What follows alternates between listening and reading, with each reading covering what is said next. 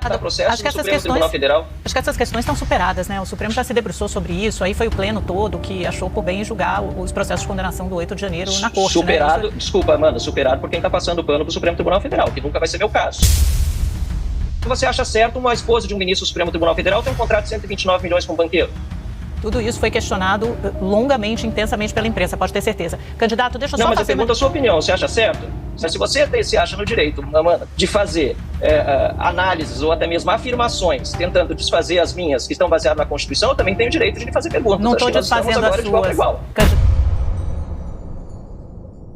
Candidato, quando o senhor fala em impeachment de ministros do STF, é no plural, o senhor citou pelo menos 2 aí na sua descrição. Quantos o senhor imaginaria? Porque o próximo presidente da República, acho que já pode definir 3 ou 4. Eu acho que o Gilmar Mendes se aposenta lá no finalzinho, acho que não fica ainda para o próximo presidente da República. Acho que é no finalzinho ali de 2030, então acho que não daria tempo. O Flávio sempre fala, vou poder indicar 4, eu acho que são 3. Mas enfim, independentemente da conta, se vocês fizerem impeachment de 1 ou 2 ministros do Supremo, na teoria o próximo presidente vai poder indicar metade da corte, né? Amanda, pode ser até que um seja suficiente para os outros pedirem as contas, se aposentar. Teve um, inclusive, que já se aposentou, já saiu, já começou a ver que estava dando problema. Estados Unidos, Espanha, Itália, Argentina, todos reconhecendo os excessos do Brasil, vistos cancelados. Teve um aí que decidiu se aposentar, o ministro Barroso. E se tiver impeachment de ministro e tiver maioria, e eu acredito que isso vai acontecer, talvez os outros não esperem para ver. Aliás, talvez os outros que comecem a pedir por anistia. Porque os crimes que eles cometeram são tão graves e são tão de lesa pátria que chega a ser inacreditável que o Brasil esteja passando por isso. Nós tivemos o caso do Clesão, uma pessoa que morreu na Papuda depois de mais de 2 meses de pedido de soltura do Ministério Público que repousou sobre a mesa do ministro Alexandre de Moraes sem que ele fizesse nada. Ele morreu. Clesão morreu na cadeia, na Papuda, sem que tivesse visto justiça acontecer, sem que os casos tivessem sido individualizados. Nós estamos vendo a dosimetria agora que foi aprovada no Congresso, até agora Alexandre de Moraes não fez nada com ela. Felipe Martins está preso por uma postagem que ele não fez, está preso por uma viagem que ele não fez e que a imprensa toda sabe que não foi feita a viagem. Alguém forjou aquele documento.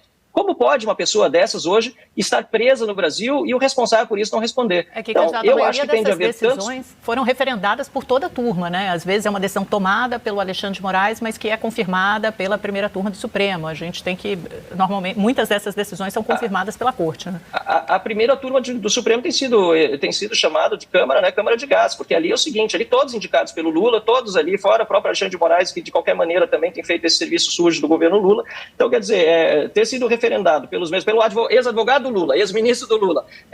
A perseguição política é muito óbvia que está acontecendo. E a posição que estão sendo, inclusive posições divergentes com o que diziam, por exemplo, no passado em relação a outros réus quando eram acusados de escândalos graves de corrupção, por exemplo. Então, lamentavelmente, nós vemos que esse é um trabalho conjunto que tem sido prestado por uma série de ministros do Supremo Tribunal Federal, que estão julgando, inclusive, Amanda, a maior parte desses casos que eu estou mencionando, sem terem competência para isso. São pessoas sem foro privilegiado. O que essas pessoas do 8 de janeiro, por exemplo, estão fazendo num processo judicial no Supremo Tribunal Federal? Porque o Lula teve direito a um julgamento em 3 instâncias por corrupção, foi condenado por isso, e depois o Supremo foi lá e anulou, só porque teve um problema no CEP, e não porque tivesse sido absolvido. E o ex-presidente Bolsonaro, que também era ex-presidente quando foi julgado, teve que enfrentar processo no Supremo Tribunal Federal. Acho que essas questões estão superadas, né? O Supremo já se debruçou sobre isso, aí foi o pleno todo que achou por bem julgar os processos de condenação do 8 de janeiro na Corte. Superado, né? Desculpa, Amanda, superado por quem está passando o pano para o Supremo Tribunal Federal, que nunca vai ser meu caso. Não estão superados, porque a Corte nesse caso Constitucional do país, o candidato aí, ou a gente respeita as decisões... Mas eu tenho direito à minha opinião no país ou não tenho? Eu tenho direito a respeitar a Constituição ou não tenho? A Constituição precisa ser respeitada tanto por mim como pelos ministros do Supremo. E os ministros do Supremo não estão respeitando a Constituição. Se um Supremo não respeita a própria Constituição que jurou respeitar, eu tenho pelo menos o direito à minha opinião de dizer que estão desrespeitando a Constituição, estão agindo, aliás, contra ela, cometendo crimes de responsabilidade e por isso precisam sofrer impeachment. É tudo muito simples, na minha opinião. Agora, lamentavelmente, nós vemos que a própria imprensa, em muitos casos, tem diminuído a importância dessas agressões, desses ataques à Constituição, essas ilegalidades. Ou você acha certo uma esposa de um ministro do Supremo Tribunal Federal ter um contrato de 129 milhões com um banqueiro? Tudo isso foi questionado longamente, intensamente pela imprensa, pode ter certeza. Candidato, deixa eu só fazer... Não, mas eu pergunto a sua opinião. Você acha certo? Você acha que o entrevistado aqui é o senhor. Ninguém encontrou uma explicação. O entrevistado... bem informada. Não, sim, aqui a gente faz análise, dá informação e traz notícia e entrevista o senhor. Candidato, deixa eu fazer só uma última perguntinha, porque infelizmente nosso tempo... É uma entrevista, mas quando faz perguntas, o senhor está trazendo opiniões que considera...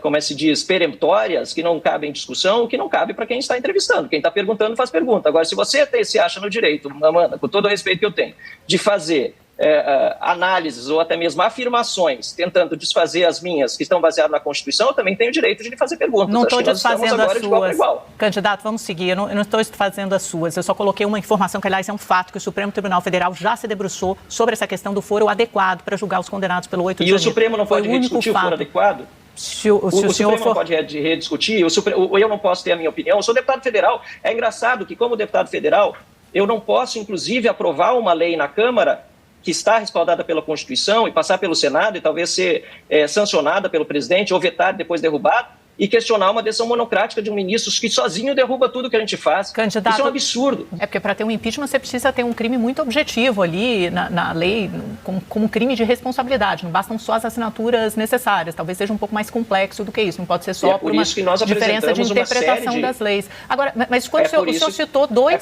Só um pouquinho, Amanda. É por isso que nós apresentamos já uma série de abusos de autoridade cometidos, por exemplo, pelo ministro Alexandre de Moraes, uma série de ilegalidades, inconstitucionalidades, pessoas perseguindo, falta de direito de advogados terem acesso aos autos, são todas coisas que vocês sabem, que os jornalistas acompanham, não dá para tapar o sol com a peneira. Vaza toga 1, vaza toga 2, seja criativo.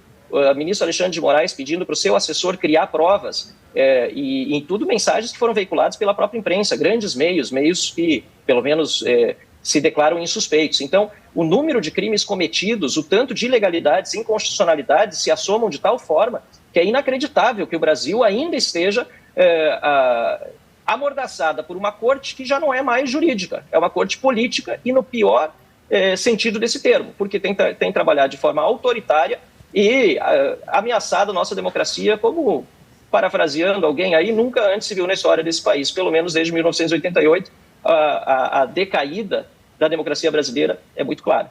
Marcela. Senador, o senhor fala da importância da direita, né, em relação ao avanço de processos contra ministros do Supremo, mas o candidato melhor colocado na direita hoje, Flávio Bolsonaro, lá no passado ele foi contrário, por exemplo, à CPI da Lava Toga. O senhor acha que ele, se eleito presidente, estará disposto, logo no início do mandato, a comprar essa briga com ministros do Supremo?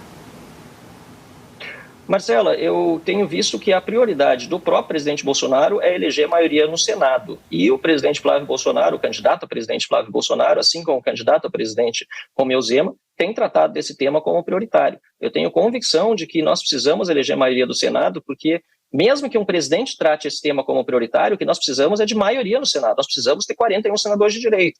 E como aqui nós estamos tratando até de uma entrevista com um candidato ao Senado, você me chamou de senador, até agradeço, mas não vamos antecipar as coisas, deputado federal, né? Como essa entrevista é com um candidato ao Senado da República, eu entendo que é meu dever aqui deixar muito claro para a população que uma das pautas principais do futuro Senado é o reequilíbrio entre os poderes. É um papel que cabe primordialmente ao Senado, se o presidente quiser ou não.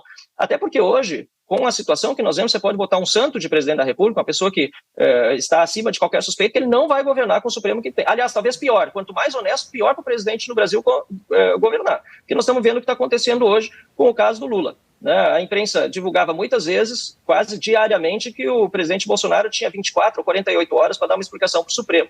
Agora nós temos roubo de estatais, desvios, roubo de aposentados, e eu não lembro de ter sido dada uma única decisão do Supremo Tribunal Federal cobrando explicações do governo Lula sobre roubo a aposentados em 24, em 48. Pelo contrário, o Supremo enterrou a CPMI do INSS, que estava indo atrás dos ladrões que levaram dinheiro dos vovozinhos e das vovozinhas brasileiras, pessoas com deficiência, e que foi parar nas contas do Lulinha lá em Madrid, na Espanha. Então eu retorno à questão de que a gente precisa ter maioria no Senado para reequilibrar os poderes, e no caso específico, obviamente, do meu estado, do Rio Grande do Sul, nós precisamos ter senadores que defendam também o Rio Grande do Sul e devolvam o protagonismo para o estado, que não pode, repito, continuar sendo enxergado por Brasília como um estado de segunda linha, que acabou sendo, lamentavelmente também, negligenciado pelo governo federal depois da maior enchente que nós tivemos na nossa história. Então, são temas que precisam ser tocados nessa campanha e a gente tem trabalhado muito fortemente, Sanderson e eu, neles. Faça sua análise, deixe aí nos comentários o que você acha de tudo isso.